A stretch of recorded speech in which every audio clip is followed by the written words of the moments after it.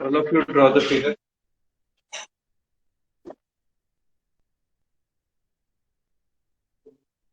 The no load test, what we will see, we will say some characteristics of our induction motor, right? How it behaves. This is the applied voltage, and all those parameters we have plotted in a common graph. Actually, these are the different parameters, but the voltage is the common constant thing, and according to that, we have applied all the parameters. That is the torque, speed, power factor, and current. And the last is the efficiency. That's why I have drawn in a common graph, right? So when we are applying the voltage, we are increasing the voltage. So what is the change in the behavior? The torque is, if you will learn the equations of this one, the torque is directly proportional to the square of the voltage in induction motor. So this our characteristic is somewhat parabolic. It is increasing.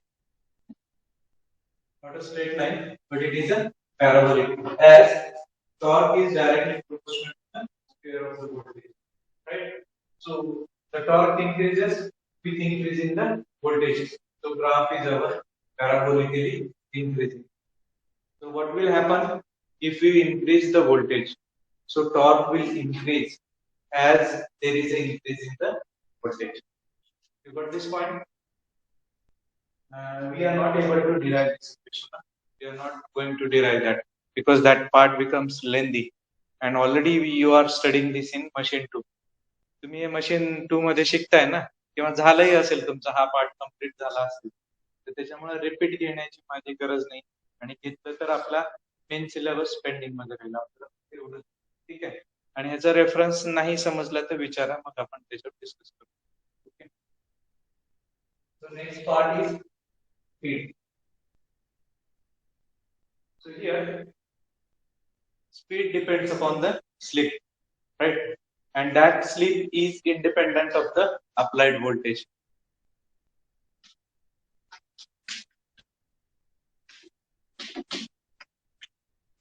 This slip is independent of the applied voltage. So here you will see, as you are changing the voltage, there is very less gradual change in the speed. There is no effect of the increase in the voltage on the speed of the induction motor.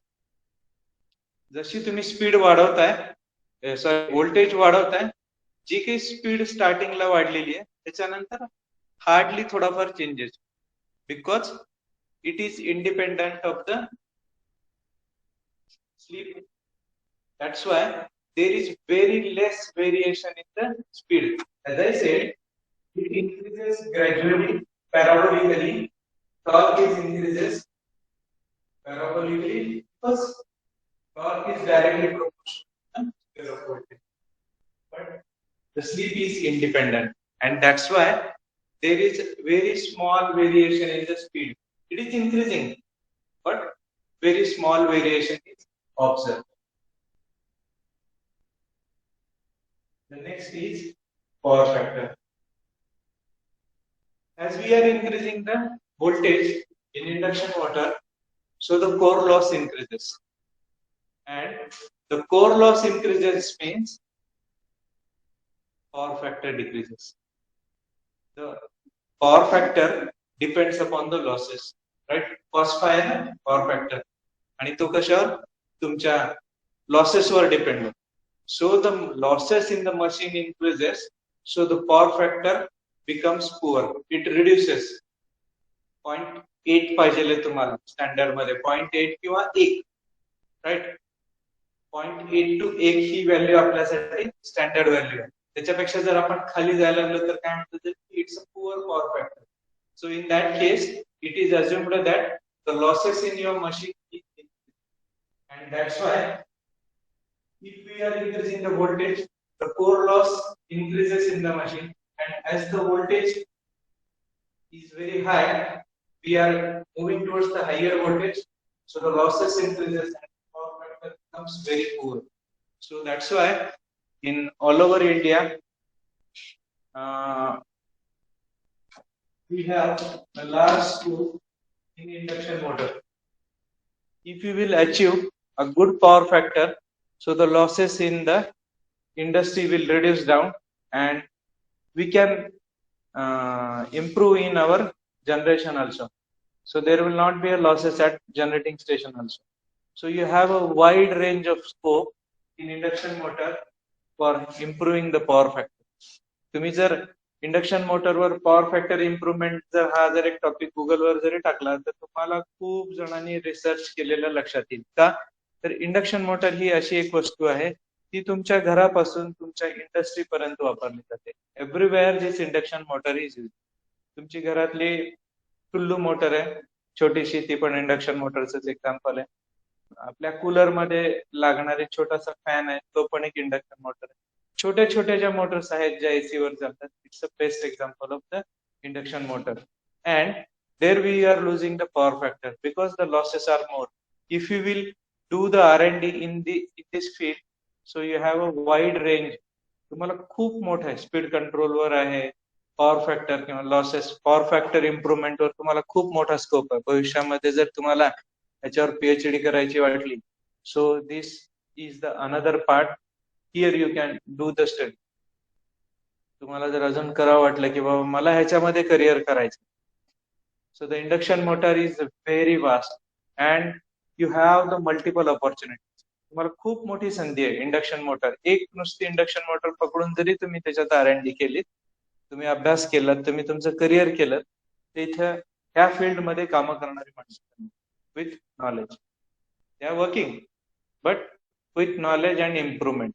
तुम्हाला जर काही बदल करायचे असेल किंवा काही काम करायचं असेल, so this field is very good field. मी जसं तुम्हाला फ्युएल सेल एक सांगितलं की फ्युएल सेल मध्ये तुम्हाला करिअर करायची मोठी संधी आहे.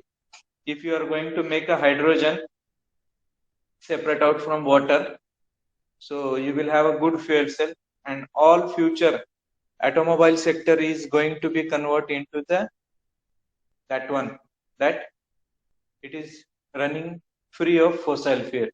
की तुमचं हायड्रोजन वर काम करणाऱ्या मशीन. कारण बॅटरी आज काही जरी म्हणलं तर तुम्ही बॅटरीची क्षमता, किती दिवस बॅटरी टिकणार आहे आणि किती मेंटेनन्स आहे, गाडीमध्ये तुम्ही किती बॅटरी कॅरी करणार आहेत. If you want to increase the charging storage capacity, so you definitely you have to store the charge, so you have to increase the battery capacity. Instead of that, if you have designed the fuel cell that creates the hydrogen from water and combination of the oxygen, so that will be a great achievement. And if you have made a simplified version of the fuel cell, it should not blast, so that will be your patent. You will be having a patent in that field, and each and every company is working in this field, fuel cell. And after that, induction motor is the field where you can go for your career. MSCB सोडून तुम्हाला वेगळं काही करायचं असेल तर ते 2-3 options आहेत की जिथं तुम्ही काम करू शकता. सगळेजण काम करतात. जो पहिला त्याच्याकडे सगळे राईट्स राहतील. Everyone will have the patent for this fields. वेगवेगळे व्हेरिएशन्स करा, तुम्हाला मिळून जातील आजही. आणि पेटंट लॉग इन करण्याची प्रोसेस पण तुम्हाला जर पाहिजे असेल तर करून देऊ. एक जण आहे ओळखीचा लातूरमध्ये, he is filing the patent in medical field. आणि ह्या गोष्टीमध्ये कधी कुणाला कमी समजायचं नाही, स्वतःला तर कधीच कमी समजायचं नाही. तुमच्यामध्ये स्टार आहे, तुमच्यामध्ये स्पार्क आहे, just you need to ignite. आपण आपल्याला कमी लेखत आलो आणि कमी लेखतो आहोत म्हणून आपण मागाय. तुम्ही जर विचार केला थोडाफार तरी होऊ शकतं. You can have this fuel cell as a model for your project. तुमची स्वतःची गाडी तुम्ही ह्याच्या क्षेत्रामध्ये तुम्ही बनवू शकता. तुमची स्वतःची व्हेकल आहे, 2 व्हीलर आहे, तर त्याला कन्वर्ट करा for fuel cell. So do the studies. करायचं म्हणलं तर भरपूर काही आहे, नाही करायचं म्हणलं तर काहीच नाही. ठीक आहे. So this power factor reduces with increase in the current, and that's why we have the increase in the voltage, because the core losses increases, and that core loss increases and the power factor decreases. And the current is directly proportional here to the voltage. That's why we are increasing the voltage of the machine, so the current is increases gradually. And this is a dangerous thing, that the current increases gradually, right? And overall combined effect, if we will see here, so the combined effect gives us the idea that the efficiency increases as we are increasing in our voltage. जसं जसं आपण voltage वाढवतो, सुरुवातीला voltage कमी आहे, त्या गोष्टीला सगळ्या गोष्टी स्टेबल आहेत, पॉवर फॅक्टर चांगला. जसं जसं तुमचं पॉवर फॅक्टर कमी होतं तसं तसं काय लागेल, इफिशियन्सी पण डिक्रीज व्हायला लागेल. टॉर्क वाढला, ठीक आहे, टॉर्क वाढतं, it can be used for cooling the devices, and but the major thing is that your power factor decreases, efficiency start decreasing, and this is the reason that we have the major losses at induction motor in every field. ते कुठल्याही field मध्ये असो, induction motor ही तुम्हाला भविष्यासाठी काम करण्यासाठी, शोध करण्यासाठी एक चांगली संधी आहे. If you will know the induction motor nicely, you can have a good career in induction motor. Especially in the Gulf countries, you can have the opportunities to work there with the transformer designing, induction motor. They need a good persons. They can work there for their industries. Transformer designing साठी एक मोठं field आहे gulf कंट्रीमध्ये. त्यांच्याकडे चांगले electrical engineers नाही आहेत की जे ट्रान्सफॉर्मर डिझायनिंग करून देऊ शकतात. So if you will work here in India, you can take the good experience and you can go to the Gulf countries. Gulf countries मध्ये एवढाच प्रॉब्लेम आहे की रूल्स अँड रेग्युलेशन फार स्ट्रिक्ट. जसं आपण इथं आपण अगदी निर्भीडपणे वावरतो की आपल्याला कशाचंही भीती नाहीये. रूल्स अँड रेग्युलेशन, ट्रॅफिक तुम्ही कुठल्याही रोडने कुठेही जाऊ शकताय, तसं तिथं नाहीये. गल्फ कंट्रीज मध्ये तुम्हाला आयडी कार्ड, इथं कॉलेजमध्ये तुम्ही येताय बिना आयडी कार्डचं तुम्हाला एंट्री मिळते. कुणी जरी आला तुमचा मित्र VDF ला येतोय तर तो येऊन बसला तरी आम्हाला कळणार नाही. जोपर्यंत आम्ही त्याला एक्झामला बघत नाही तोपर्यंत आम्हाला कळत नाही हा विद्यार्थी आपला नाहीच आहे. राईट? तसं तिथं नाहीये. तुम्ही आयडी कार्ड न दाखवता रोडवर आलात किंवा आयडी कार्ड घरात विसरून जरी रोडवर आलात, इमिजिएटली जेल. तेवढे काही नियम तेवढेच कडक आहेत. लॉ आहे. मी मध्ये एक बातमी वाचली होती दुबईमध्ये. कोरोना काळामध्ये काही मुलं असे रोडवरनं फिरत होते आणि ते रोडवर थुंकले. ते एका सीसीटीव्ही कॅमेऱ्यामध्ये बिल्डिंगच्या ते दिसलं की हे सीसीटीव्ही कॅमेऱ्यामध्ये हे थुंकतात. आणि कोरोना काळातला नियम आहे की तुम्ही रोडवर थुंकायचं नाही, कुठे थुंकायचं नाही. राईट? त्या लेडीनी कंप्लेंट टाकली, ही 2 मुलं इथं रोडवर थुंकत चाललेत म्हणून. इमिजिएटली ऍक्शन झाली, त्या मुलांना जेलमध्ये टाकलं. So the rules and regulations are very strict. So if you are following the rules, you can have the career at the Gulf, right? So for induction motor, if we are increasing the voltage, so it is stable for a constant voltage working. The moral of the story is here. What? If we are not increasing the voltage, so our machine will work efficiently. If we are changing or the supply is continuously changing, at that moment, these motors, these machines, they will not work satisfactorily. ह्याच्यातनं एकच निष्कर्ष निघतो की तुम्ही जी machine वापरणार आहात, instead of going for the variable power supply, you have to work with the constant voltage. Then it will work very satisfactorily. तुमची जी machine वापरणार आहेत, इंडक्शन मोटर जी वापरणार आहेत, ती जर ह्याच्यातून एक निष्कर्ष काय काढला आपण की व्होल्टेज वाढवला तर आपली इफिशियन्सी ड्रॉप होते, कोर लॉस वाढतोय, पॉवर फॅक्टर ड्रॉप होतोय, तर काय निष्कर्ष आहे? So you will work these machines with a constant voltage. Variable load साठी तुम्हाला दुसरा काही पर्याय शोधा किंवा ह्याच्यामध्ये तुम्हाला थोडंफार व्हेरिएशन करा.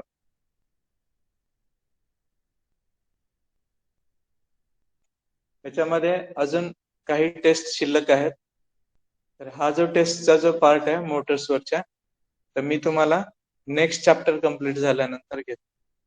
मी तुम्हाला नोट्स शेअर करतो आणि ह्याचे जे टेस्ट आहेत ते आपण अजून 6-7 प्रकारच्या टेस्ट आहेत मोटरवर आहेत. तर त्या सगळ्या मोटरवरच्या, इंडक्शन मोटरवरच्या, स्लिप रिंग इंडक्शन मोटरवरच्या आणि सिंक्रोनस मोटरवरच्या, तर तो पार्ट आपण नेक्स्ट युनिट झाल्यानंतर कंप्लीट करू. ट्रान्सफॉर्मर आहे, त्याच्यासाठी लागणारे ऑर्डर इक्विपमेंट्स आहेत, जे कंबाईन केल्यानंतर आपण ह्या सगळ्या गोष्टी परफॉर्म करतो. सगळ्यांनी सांगितलं, सगळे ऍपरेटस आले त्याच्यात. पण काही सांगितले, ह्यांनी काही सांगितले, तुम्ही काही सांगितले. सो इट्स अ स्टॅन्डर्ड आणि ते आपण बघणार आहे. सबस्टेशन काय असतं, what is the substation. Substation मध्ये तुम्ही सांगितल्याप्रमाणे बरोबर परफेक्ट सांगितलं सगळ्यांनी की काय करतो आपण की पॉवर सप्लाय जे आहे त्याचे स्टेजेस चेंज करतो. आपण काय करतो, AC to DC property change, characteristic change. AC to DC केलं, DC टू AC केलं. तुमच्याकडे 100 आले, तुम्ही 200 केलं. 200 आले, तुम्ही 100 केले, 100ला 100 दिले. So what we are doing, we are transformer, and we are changing the power supply, or we are transmitting it according to the requirement. की तुम्हाला जशी गरज आहे तशी त्याप्रमाणे आपण त्याला ट्रान्सफर करतो. So now what we are doing, we are classifying according to the uses. तो कसा वापरला जातो त्याच्याप्रमाणे आपण सबस्टेशनला क्लासिफाय करतो.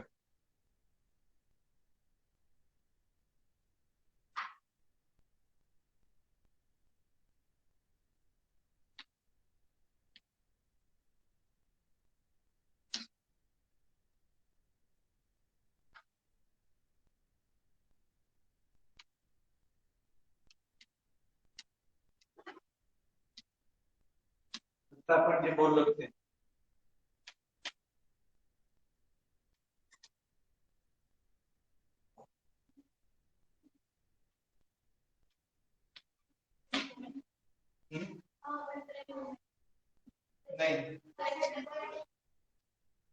नाही त्याच्यामध्ये हे एवढंच येते. नेक्स्ट येते पॉवर प्रायमरी ग्रिड.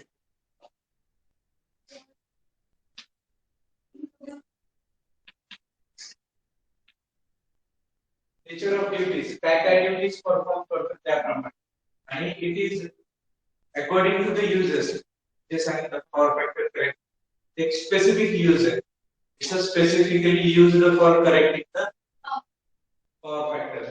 जिथे मला कॉन्स्टंट पॉवर फॅक्टर लागतो ते फंक्शन आहे त्याचा वापरानुसार. पण हे काय ड्युटीज काय परफॉर्म करतात. You are performing step up or step down. Where it is required, you want to step up the voltage. You are transmitting.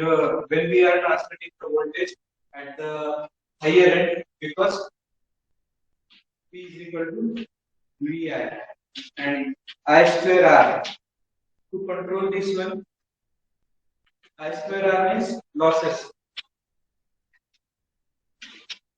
So that's why we are increasing at V. हा V एवढा वाढतो की हा kilo मध्ये जातो. Current कमीच राहतो. Current कमी राहिल्यामुळे लॉसेस कमी होतात. That's why always we are transmitting the voltage at the transmission voltage is at higher.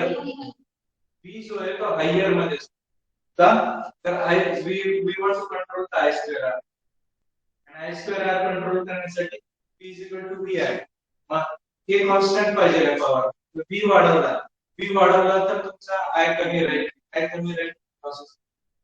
So always at higher voltages. Current कधीच जास्त नसतो. बघा ट्रान्समिशन लाईन मध्ये if you will check it out, कधी तुम्हाला सांगितलं जातं की किती व्होल्टेजची लाईन आहे, किती केव्ही ची लाईन आहे, असं म्हणलं जातं का? किती के ची लाईन आहे, किती करंट किलो एम्पियरचं करंट आहे असं म्हणलं जातं. बिकॉज दिस इज द फंडा हियर. आणि ऑलवेज कॉमन ओरल मध्ये विचारला जाणारा प्रश्न. आता तुम्ही सेकंड इयरला असतात तर तुम्हाला विचारलं गेलं असतं. तुम्ही थर्ड इयर मध्ये आला की स्टेज तुमची पास झाली, तुम्ही ते मिस आउट झाले ओरल. कॉमन प्रश्न आहे की व्होल्टेजच का हायर मध्ये ट्रान्समिशन मध्ये वापरलं जातं, करंट का नाही वापरलं. Because right. So we are transmitting at higher voltages, and when we are receiving, that time we are reducing it to step down. We are performing AC to DC. When the transmission line is DC, that time this function is used, and it is singly available in Maharashtra, Chandrapur to Padge. Then the primary grid station means it is simply transmitting the voltage whatever it is available. Now, the next classification is according to the service.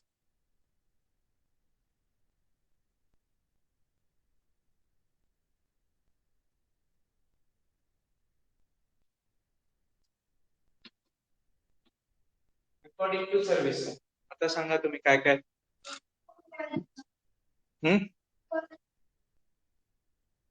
Overhead, underground substation. बरं ठीक आहे. अजून ते कशावर येईल बरं?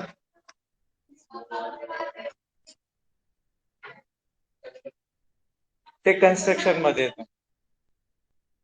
Pole mount आणि underground substation, these are classified according to the construction. की ओपन मध्ये ठेवलंय तुम्ही आणि क्लोज मध्ये ठेवलंय, क्लोज मध्ये सुद्धा अंडरग्राउंड मध्ये.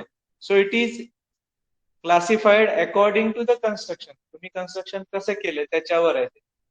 ट्रान्सफॉर्मर तुमचं जो सबस्टेशन आहे ओव्हरहेड आहे, ते म्हणजे तुम्ही पोल माउंटेड म्हणतात त्याला, प्लिंथ माउंटेड आहे. प्लिंथ म्हणजे की तुम्ही पाया करतात, पूर्वी पाया करायचे, घर बांधायचे वेळेला पाया करायचे, बेसमेंट करून घर बांधायचे. ज्यावेळेला भूकंप झाला लातूरमध्ये तेव्हापासून ही टेक्नॉलॉजी सगळी चेंज झाली लातूरमध्ये. नाही तर पूर्वी बेसमेंटचे घर असायचे, जे तुम्ही पिलर न उभारता दगडी बांधकाम करून त्याच्यावर भिंत उभारली जायची. Right. So that according to that you can classify it is pole mounted, plinth mounted, or it is underground substation, right? So what are the duties they are performing? Switching, transformer substation means whatever the as it is the voltage is transmitting. Conversion, this is called as a conversion substation. Substation तेच राहतील, फक्त त्याचं काय होईल, change होईल. Right.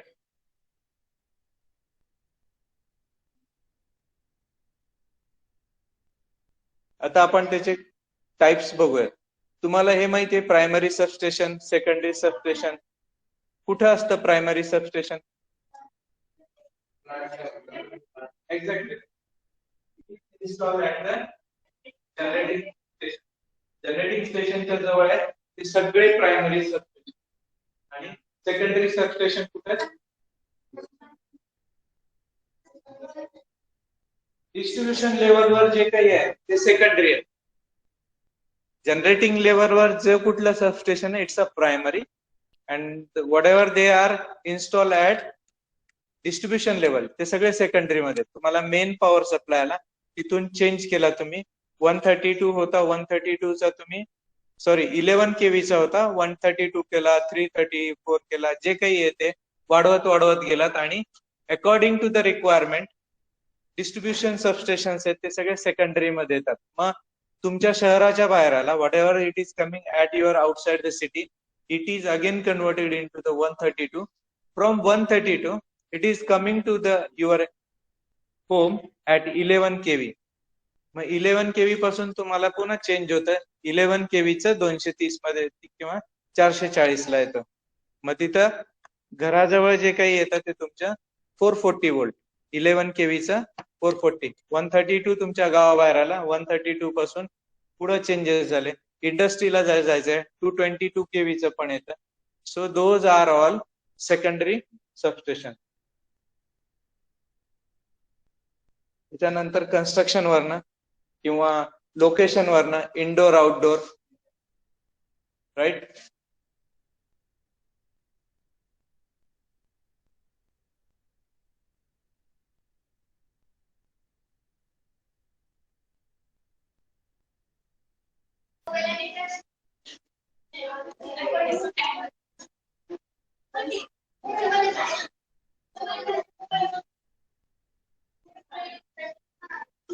Mobile. Okay. हा. Lecture आहे का मोहित सरांचं?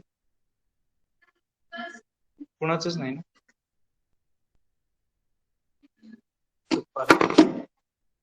So first is according to service, where we are serving to the consumers. According to that, transformer substation. Here we are transmitting the power supply with changing the voltage or without changing the voltage. The AC, DC, step down, step up, किंवा normal voltage जे काही आहे. 11 kV आला तर बऱ्याच ठिकाणी voltage drop होतं. There is so many times the distance between the consumers and the power substation is large. At that time we are installing the another substation with the same voltage, 11 kV to 11 kV. So this is the transformer substation. The second substation is the switching substation, where we are changing the voltages and it is required to switch the voltage levels.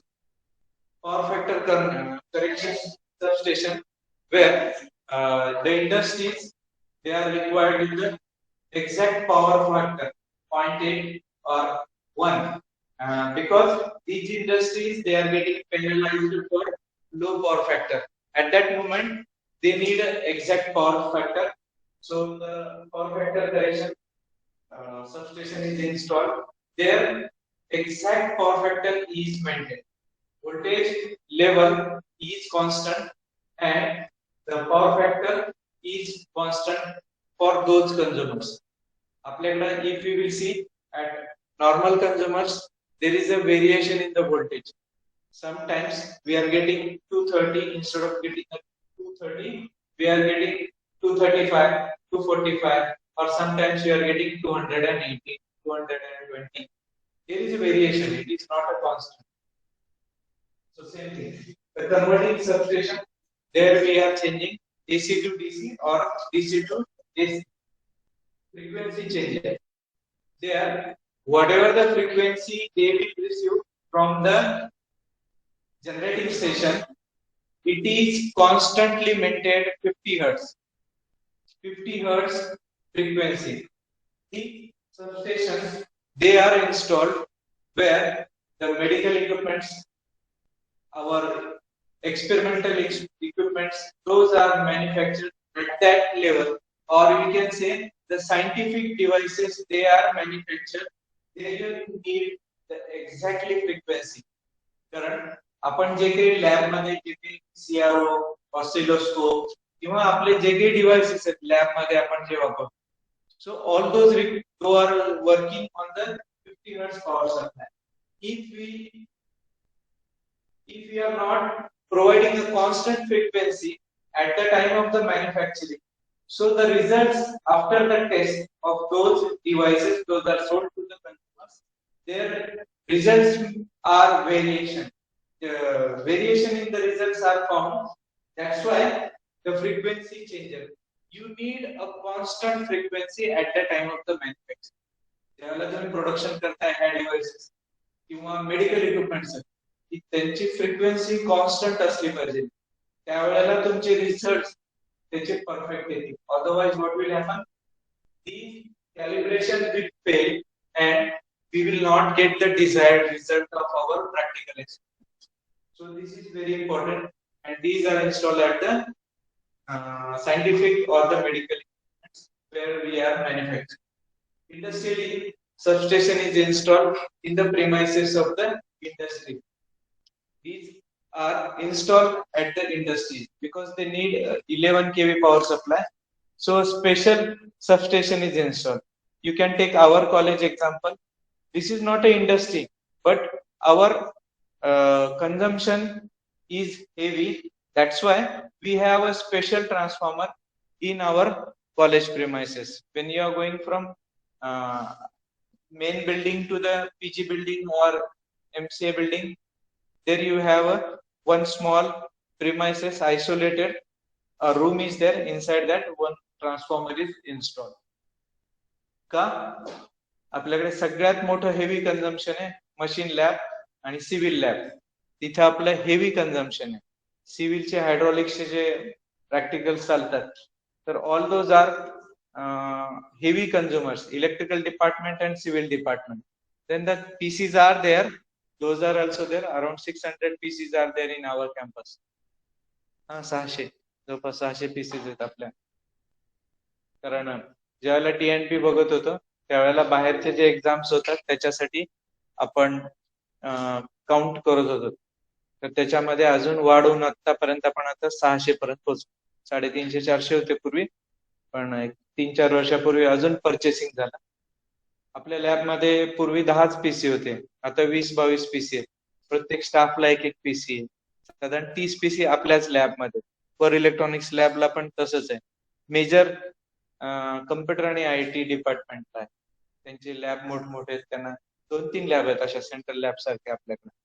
आता नवीन building मध्ये जर गेला असेल तर तिकडं अशा भरपूर labs आहेत आणि प्रत्येक स्टाफला एक पीसी दिलेला आहे. त्याच्यामुळे आपल्याकडे पीसीची संख्या चांगली आहे.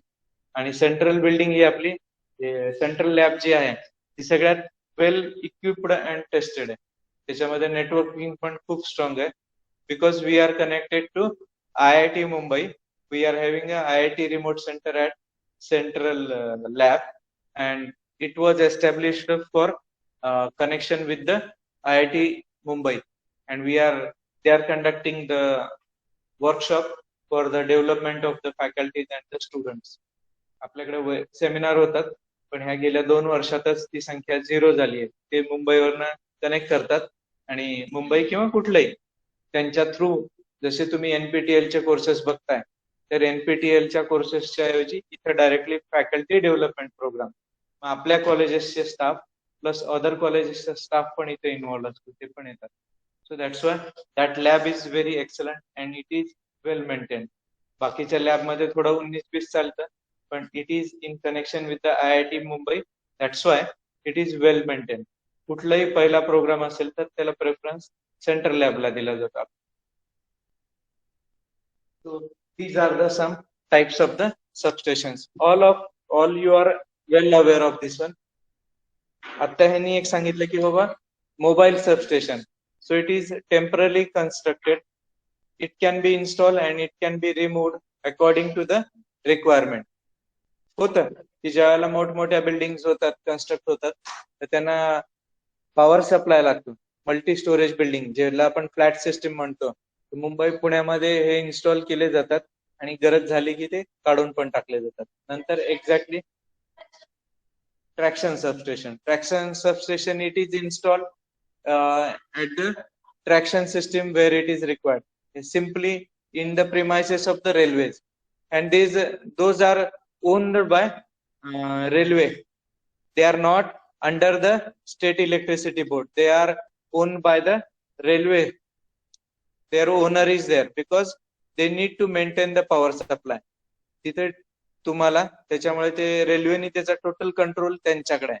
ते जनरली आपल्या MSEB कडे येत नाही. ट्रॅक्शनचा जो पार्ट आहे तो टोटली रेल्वेच्या अंतर्गत येतो. त्याचं installation, maintenance, everything is done bye railway only. Generally आता कॉमन पीपल काय करतात की आपल्याकडे फ्लॅट सिस्टीम झाली किंवा रो हाऊस झालाय की त्या ठिकाणी एक सबस्टेशन उभारतात. सबस्टेशन उभारण्याचा खर्च पूर्ण ते लोक करतात. नंतर तो हँड ओव्हर टू MSEB त्याच्यावर मालकी घेते 3-4 वर्षानंतर. तोपर्यंत everything is maintenance, everything is done by state electricity board, and after 3 to 4 years ownership is also transferred to the state electricity board. पण ट्रॅक्शन सबस्टेशनचं तसं नसतं. It is last long, it is under the proprietary rights of the railway system.